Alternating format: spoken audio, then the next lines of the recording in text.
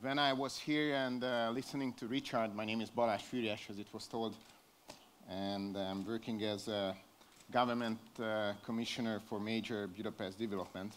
I was listening to the lecture previously, and I found out that I have many disadvantages compared to the lecture you heard before. I have to be here on stage after a great lecture. Not in my mother tongue, in Hungarian, but in English. After a great international professor, I'm just a pure local government official. Definitely the subject is much further from myself. And there's one more difference between the professor and myself. He has the luxury of being an observer, of being an analyzer, and we in the government, all government officials, have the responsibility. It's obviously very different when you have to talk. You have the luxury to only to observe, to only talk about things, and when you in the middle of doing things, and when you have the liability and the responsibility for doing things. What is happening now in Budapest? I think to make a very short statement, there's a Budapest Renaissance. There is a rebirth of the city. I think what we can say that energies are being deliberated. If you go around the city and if you follow statistics of the opening of new restaurants, new clubs, emerging of new groups, new communities, this is a renaissance of Budapest. I think we can say that the creativity of the city is in operation, both in private sector and both in public sector.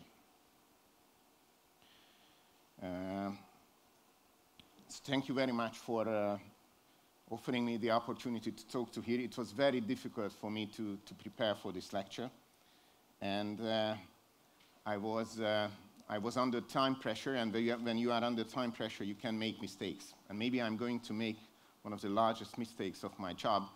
I'm trying to be honest with you. And therefore, probably this lecture, especially compared to the one before, will be a little provocative.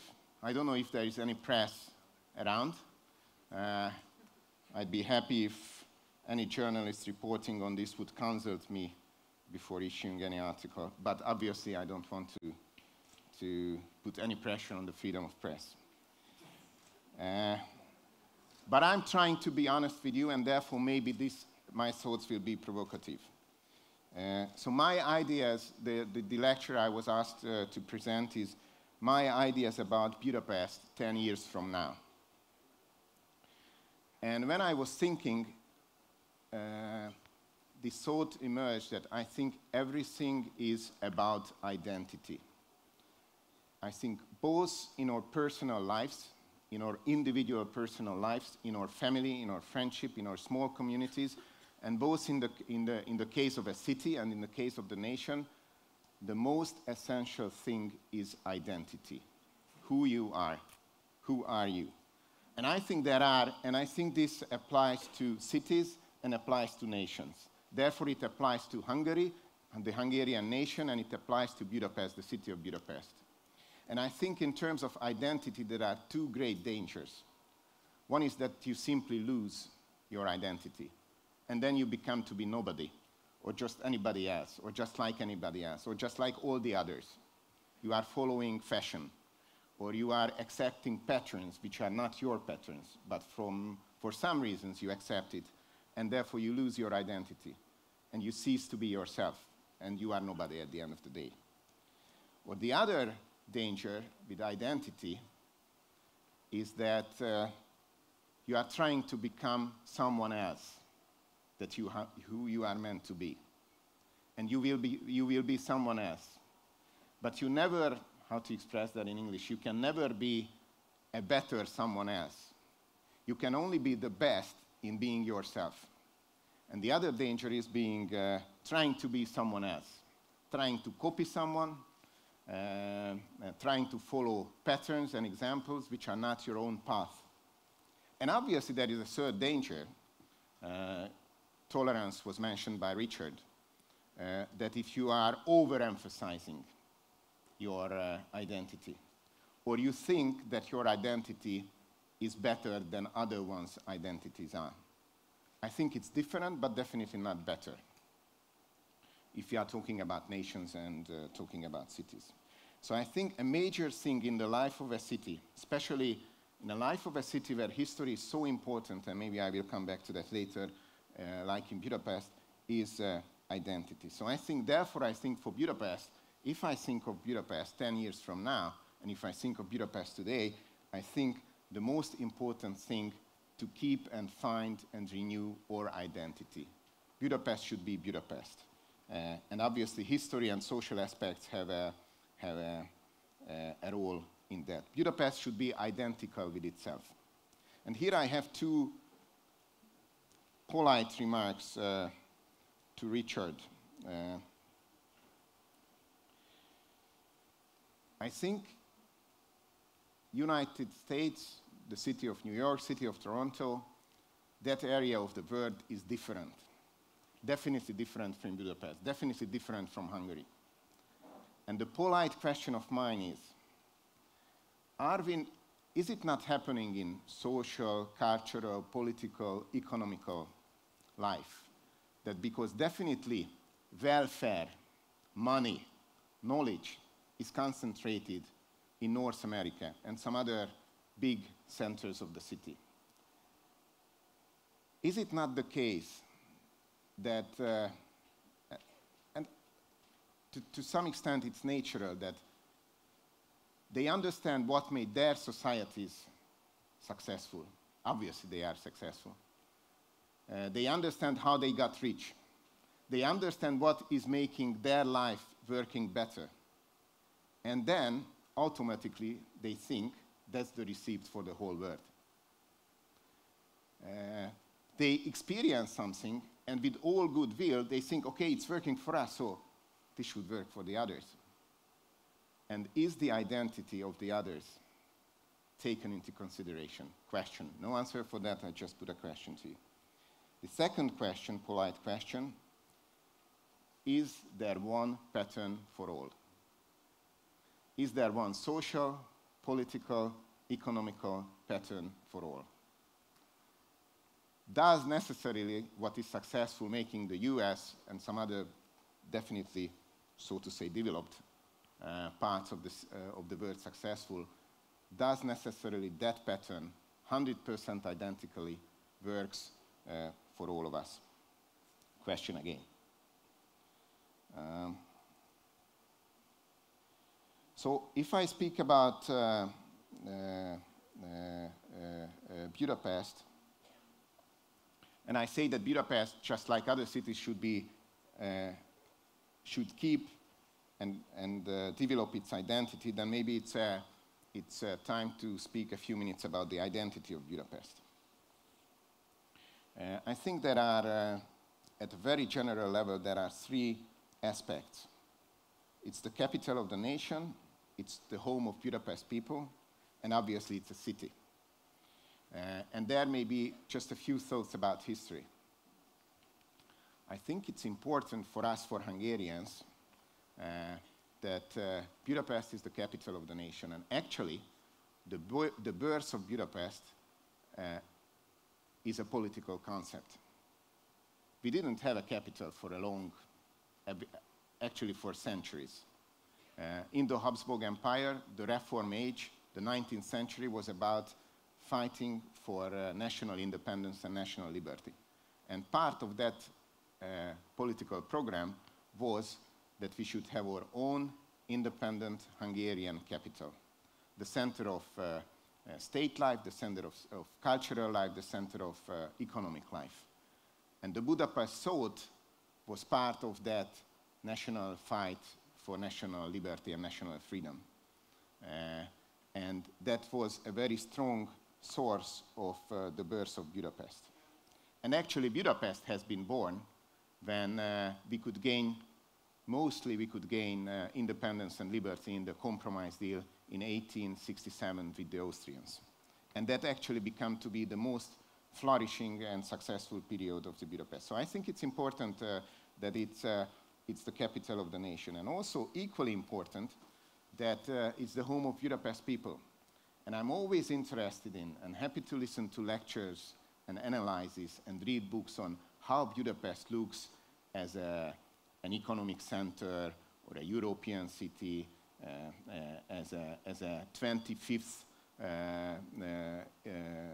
international region, as was described by Richard. But and that's important because it helps our knowledge. But when I listen to that, it's always looking at Budapest from outside, from above. And what is important for us, government and city officials, and I know that we have to do better in that looking at Budapest from inside. Because at the end of the day, Budapest is the home of Budapest people. Young people, old people, and it's a city, therefore it's a home, and this is the third characteristic feature, as with every city, it's a space of interactions. It's a space of all kinds of transactions, social, community, economic, all kinds of interactions and transactions. And we as officials, we have to look at Budapest from inside. And our goal is definitely not to be more successful in the positioning of international, regional centers. Our goal is to make it a better place, mostly for the Budapest people and for the Hungarian people. And I think that that is the way to international success. My statement here is that if it's a better home for the Budapest guys, and if it's a better capital of the Hungarian nation, it will be a more successful player on the international stage. And the other way around, we cannot be successful on the international stage if we are not a comfortable, workable city for the Budapest people, and if we are not a good capital of the nation. And maybe the most provocative part of my lecture, I was really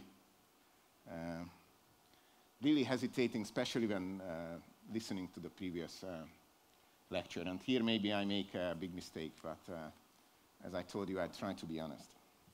The title was, "What is my view of Budapest 10 years from now?"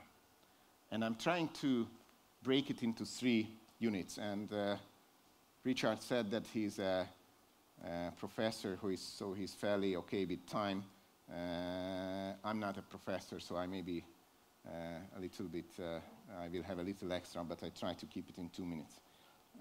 So I would like to talk about Budapest in 3 units: identity and political character, institutional changes, and social urban goals and aspects. And the dangerous part is the identity and the political character. I think Budapest should be an even more truly European city 10 years from now. It is now, but it should be even more. But the dangerous statement here, that I think that there are 3, and as a freedom of speech I have the right to say that, I think there are 3 elements which are definitely not necessarily in line with all politically correct argumentations of the modern world. I think there has to be strong democratic leadership. Definitely democratic, but definitely I think the city needs a leader, needs leadership. The second one, it should be, and the second and the third one maybe are contradicting each other, but I think not. At first appearance, very generally I should say that it should be more universal and more local. In a more dangerous way, and that's part of the European discussion today, it should be more Christian and it should be more Hungarian. Christianity is the most universal idea of the world. And I'm here talking about Christianity in a cultural sense. And I'm thinking it's about liberty, it's about individualism, it's about persons, it's about personal liberty, and it's about solidarity. And I think that's what made Europe big. And I think Budapest should definitely maintain its national character, the identity that it's the capital of the nation. And therefore, and here's the provocative statement, maybe therefore it would be more European. I think Europe is in a Europe is losing ground, and part of that is an identity crisis. And I think if Europe will not find itself again, we will be losing ground on the international stage in the next decades. Institutional-wise, I think there are three major changes to be made in Budapest, and maybe on an international conference, that's the least interesting.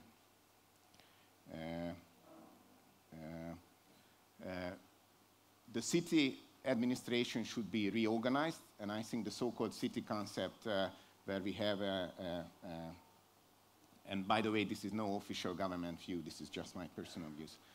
I think a centrally organized city government covering the middle of the city and some additional city governments for the suburbs should be a more workable idea for Budapest.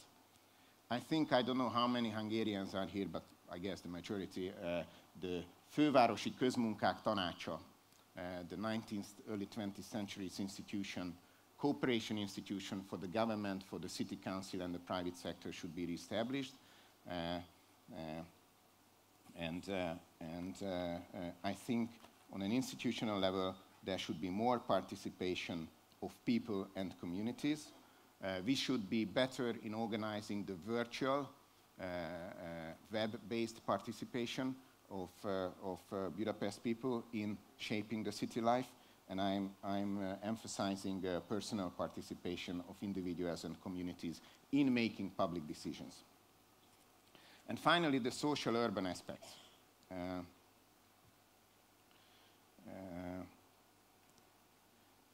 In 10 years from now, I would like to see Budapest as a more social city. I think in the next years, we were pretty good in building infrastructure, building roads, upgrading the transport infrastructure, building buildings. I was involved personally in some of them, but I think we should concentrate more on community building. That is not the job of the political sector, but obviously we can facilitate, we can help, we can support. So I would like to see more communities, more natural and voluntary-based communities actively participating in the life of the city 10 years from now. It should be, yes, it should be a working city with good transportation system, but we should support community building and strengthening solidarity. In infrastructure, that has a consequence for infrastructure and major projects as well. I think 10 years from now, we should more concentrate on public spaces, which is basically creating opportunities to meet for people, for Budapest people and the visitors to be together. Upgrading our public squares, upgrading our public spaces. I think we should help local social neighborhood-based, voluntarily organized social groups and communities, and especially help programs of that kind of groups upgrading the life of the city life, upgrading the life of the city. Definitely, this should be all done with the use of modern technology, and obviously Budapest should be a smarter city 10 years from now. Basically, if I can say in one word, and to conclude, use a symbol of that, Budapest should be an even more creative and cooperative city 10 years from now. We should